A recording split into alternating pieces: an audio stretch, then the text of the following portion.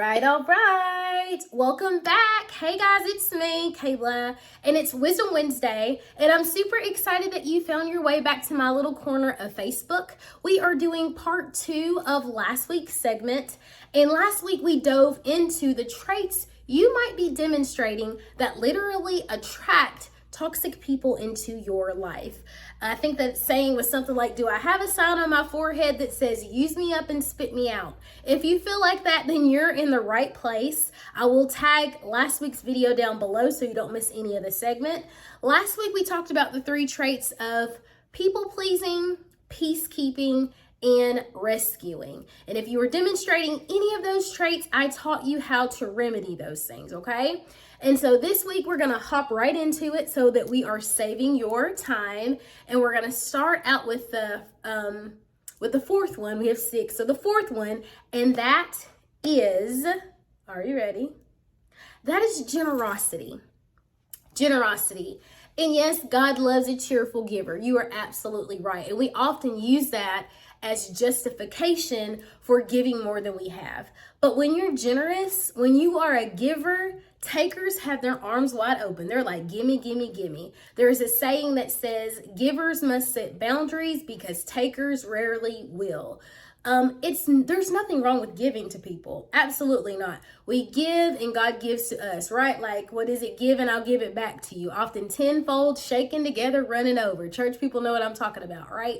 However, if you are giving to an extent that it makes you in lack, that it makes you feel anxiety, that it makes you feel uneasy, you are overdoing it. And I mean giving when it regards to your time, your money, your resources, anything. If you don't have it to give, why are you giving? If you don't have it to give, why are you giving? Like, really pause and think about this. So to remedy this is, am I giving to keep up appearances? Am I giving out of obligation? Am I giving because I feel like I must give, or there's going to be some sort of fallout or some sort of a retaliation?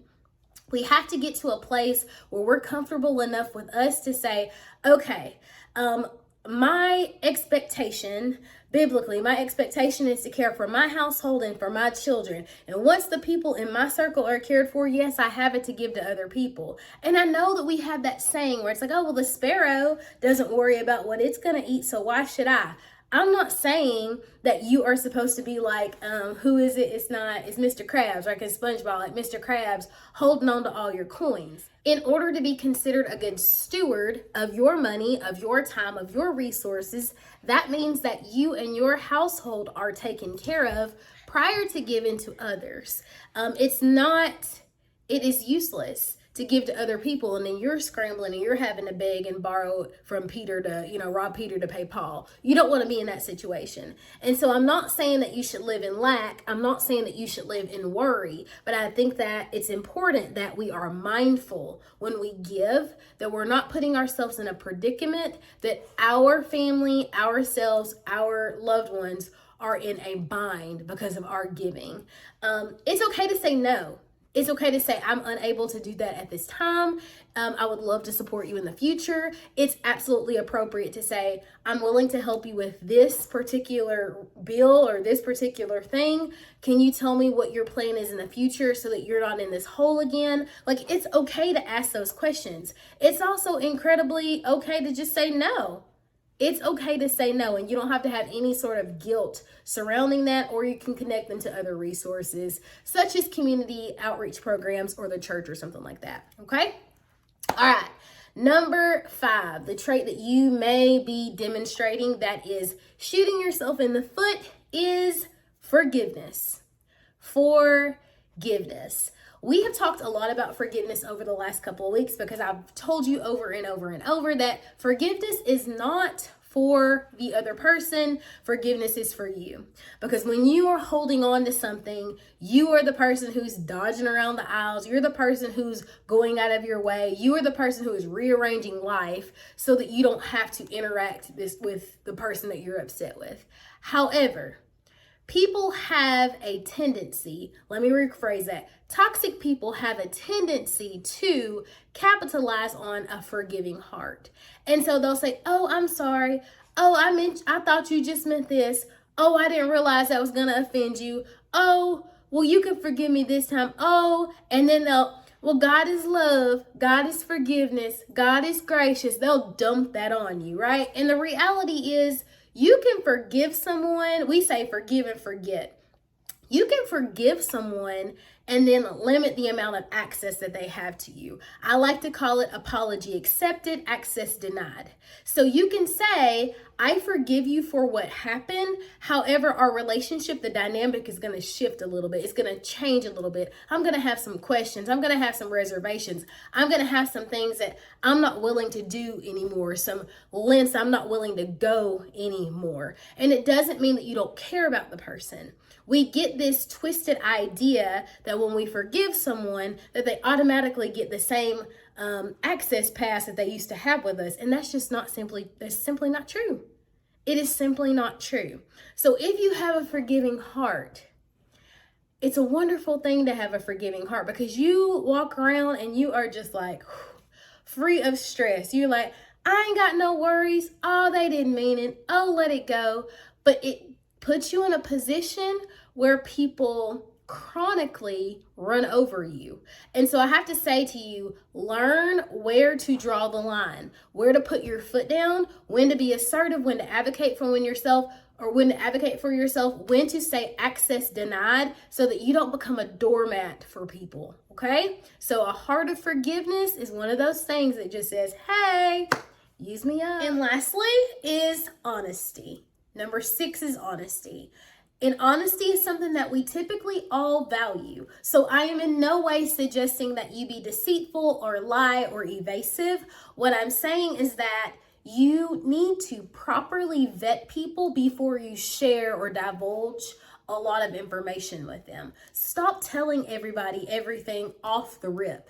Everyone is not entitled to the intimate details of your life. Stop telling people that you're home alone every single Friday night. Stop telling people that you own a boathouse or a beach house or all of these things, because people who are toxic for you, people who mean no good for you, are going to look at ways to exploit those things from you and use you up, right? You share that information with people who prove themselves to you. They prove that they're going to be loyal people. They prove that they're not in it to just get what they can get out of you. It's a mutual exchange of fun and resources and time and effort and genuine commitment to your relationship. When you are super honest, people get everything that they need to know, and they figure out how to navigate their way through your life, get what they can get out of you, and then leave you high and dry. Be very careful. Vet people out. No one is entitled to that information. And again, I'm not saying be deceitful. I'm not saying be evasive. There are things that people need to know from the rip.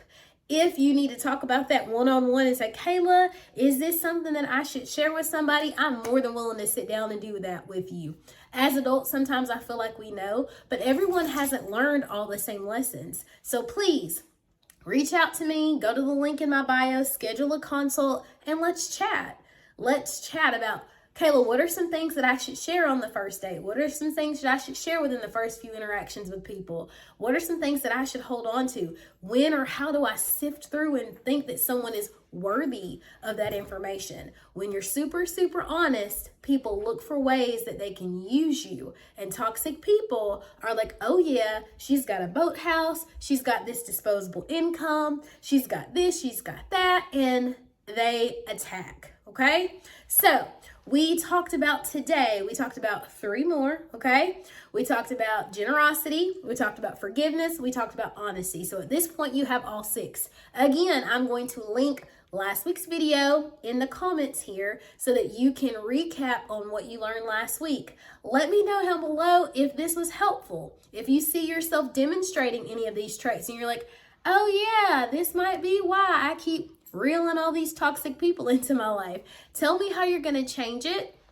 If you're interested in accountability, if you need someone to walk you through the process of starting to fine-tune these personality traits, because I don't want you to change who you are. I just want you to tighten up so that you don't get used all the time, okay? So if you're looking for that accountability, schedule a consult with me or drop coach below. I'll send you a link so that we can sit down and chat. If you're looking for my coaching style and you want to know a little bit more about me before you step into coaching, come on over to the Plot Twist community group. It's my free group of women supporting women and starting over in love, life, relationships, literally all the things. And I share new curated content in there multiple times a week. I have a masterclass coming up that's absolutely free. It drops next Thursday on the 25th at 6:30 p.m. So mark your calendars. Follow the link in my bio to the Plot Twist or drop Plot Twist below and I'll send you a link straight below.